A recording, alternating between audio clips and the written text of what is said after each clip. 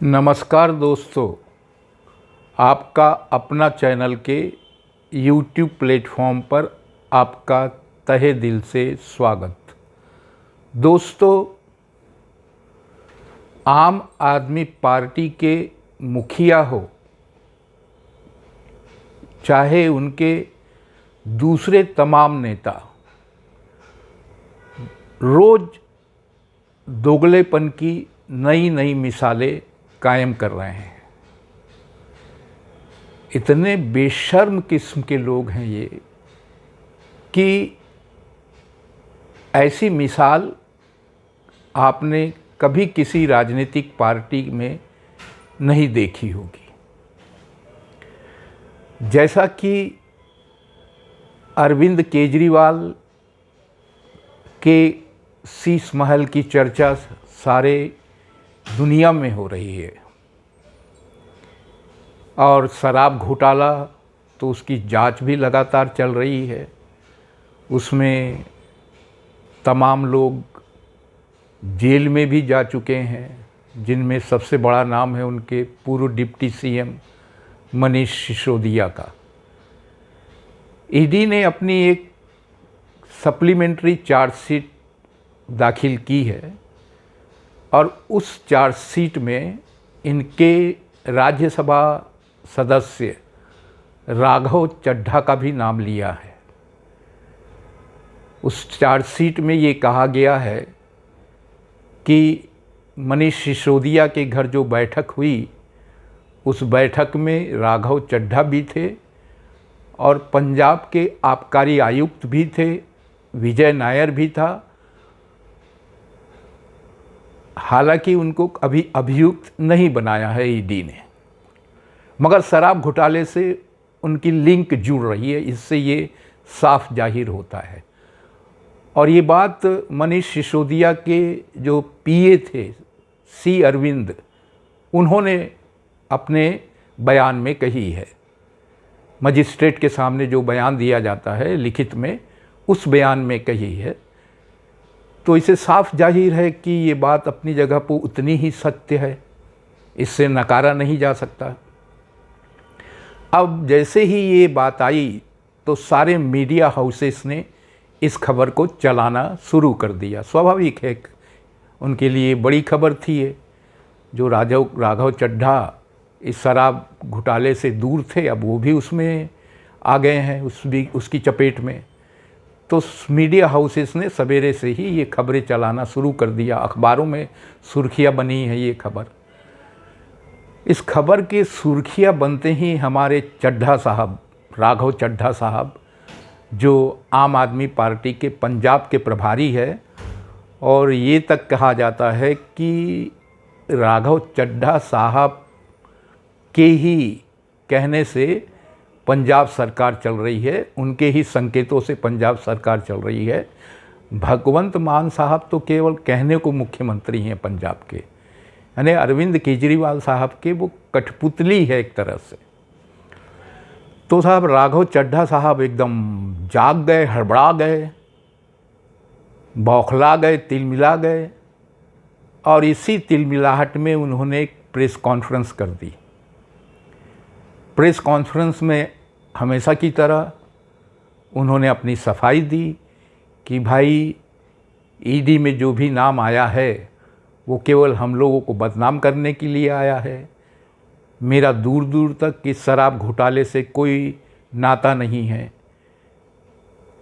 और ये खबरें जो भी चला रहे हैं, जो भी मीडिया हाउसेस चला रहे हैं, उन मीडिया हाउसेस को कम से कम ये अपनी खबर चलाने से पहले मुझसे संपर्क कर लेना चाहिए था, जान लेना चाहिए था कि भाई इसमें कितनी सत्यता है, क्या है। और ये नहीं करके मेरी छवि को धूमिल करने का निरंतर प्रयास किया जा रहा है। उन्होंने अब अपनी, जैसे आम आदमी पार्टी के नेताओं की आदत है, धमकी दे दी साहब। धमकी देना तो इनके बाएं हाथ का खेल है। उन्होंने कहा कि यदि ऐसा मीडिया हाउसेस नहीं रोकेंगे, इस खबर को चलाना बंद नहीं करेंगे, तो उनके खिलाफ हम कानूनी कार्रवाई के लिए बाध्य होंगे। तो दोस्तों, आप भूले नहीं होंगे कि इनके लगभग सभी नेता कानूनी कार्रवाई करने की धमकियां जरूर देते हैं। संजय सिंह साहब, वो भी राज्यसभा सदस्य हैं आम आदमी पार्टी के, उन्होंने सीबीआई और ईडी को भी धमकी दे रखी थी कि भाई मेरा नाम कैसे डाल दिया गया, मुझे कैसे शराब घोटाले से जोड़ दिया गया। उन्होंने बाकायदा 48 घंटे का अल्टीमेटम दिया था कि भाई वहाँ उस चार्जशीट से मेरा नाम नहीं हटाया गया तो वो ईडी और सीबीआई पर कानूनी कार्रवाई करेंगे। साहब वो एक सज्जन, और इतना ही नहीं, आतिशी मारलीना ने जैसे ही एलजी विनय सक्सेना जी ने शीश महल कांड के लिए दिल्ली के मुख्य सचिव को जांच के आदेश दिए, तो आतिशी मारलीना ने भी एक प्रेस कॉन्फ्रेंस ली। उस प्रेस कॉन्फ्रेंस के जरिए एलजी को धमकी दे दिया उन्होंने कहा कि भाई एक तो पहली चीज़ ये है कि ये जो जांच का आदेश दिया है सक्सेना साहब ने, एलजी ने, ये पूरी तरह से असंवैधानिक है, गलत है। उनको कोई अख्तियार नहीं है इस तरह के जांच के आदेश देने के। उन्हें तुरंत ये जांच वापस लेनी चाहिए। यदि वापस नहीं लेते हैं तो हमको मजबूरन कानूनी कार्रवाई करनी पड़ेगी। अरे साहब, जो आपको कानूनी कार्रवाई करने के लिए चुनौती दे रहा है, पहले उस पर तो कानूनी कार्रवाई करके दिखाओ। टाइम्स नाउ नवभारत की एंकर नाविका कुमार रोज दे रही है चुनौती कि भाई जो भी मैं खुलासे कर रही हूँ ऑपरेशन शीश महल के तहत, उन खुलासों को यदि आप गलत कहते हैं, और जब गलत कहते हैं तो उसके लिए आप मेरे खिलाफ कानूनी कार्रवाई क्यों नहीं करते हो? वाह रे आप लोगों की समझदारी, जो रोज दे रहा है। पिछले एक हफ्ते से ज़्यादा ये शीश महल कांड के खुलासे हो रहे हैं, हर रोज नए नए खुलासे हो रहे हैं, मगर आप लोग न तो सच का सामना करना चाहते हैं, और जिस दस्तावेजों को, जिस खबर को झूठा साबित करने के लिए इस कदर तूले पड़े हो, उस व्यक्ति के खिलाफ जो खुद होकर आपसे कह रहा है, आपको ललकार रहा है, आपको उकसा रहा है, उसके खिलाफ कानूनी कार्रवाई करने से भाग रहे हो। ये कैसा दोगलापन है भाई? इस तरह का दोगलापन तो कहीं इतिहास में कभी देखने को नहीं मिला। 13 जून 2013 की वो तारीख शायद ही कोई भूलेगा, जिस दिन आपके मुख्यमंत्री अरविंद केजरीवाल ने शपथ पत्र दिया था, और शपथ पत्र में ये संकल्प लिया था कि भाई हम न तो कोई बड़ा मकान लेंगे, न तो गाड़ी लेंगे, न तो सुरक्षा लेंगे। ऐसी करीब 10 बातें उन्होंने कही थी। वीआईपी कल्चर को ख़त्म कर देंगे। तो वो कहाँ गया, कहाँ गई वो सारी बातें? उसके बिल्कुल विपरीत आचरण कर रहे हो आप लोग।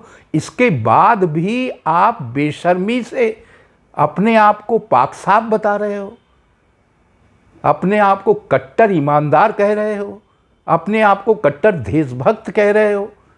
ये तो भाई सोच से और कल्पना से परे है। कौन ऐसा इंसान होगा जिसका ज़मीर हो, जिसके पास विवेक हो, और इस तरह से बातें करे? वो जनता को इस तरह से गुमराह करके सत्ता पा ली आपने, तो आपके मन में जो भी आएगा, कुछ भी करने के लिए आपको छूट दे दी गई है जनता द्वारा। आप अरविंद केजरीवाल साहब अपने आप को दिल्ली का मालिक कहते हैं। उन्होंने विधानसभा में कहा था कि मैं दिल्ली का मालिक हूं। ये कौन है एलजी जो हमारे सर पर बैठा दिया गया है? अरे कहीं तो शर्म करो यार, हद है आप लोगों की। तो दोस्तों, अब ये जनता को तय करना है कि इनके साथ किस तरह का व्यवहार किया जाए। यदि आपने सावधानी से, सजगता से निर्णय नहीं लिया तो ये लोग इसी तरह अपनी मनमानी करते रहेंगे और देश का नुकसान करेंगे। आज के अंक में इतना ही। धन्यवाद।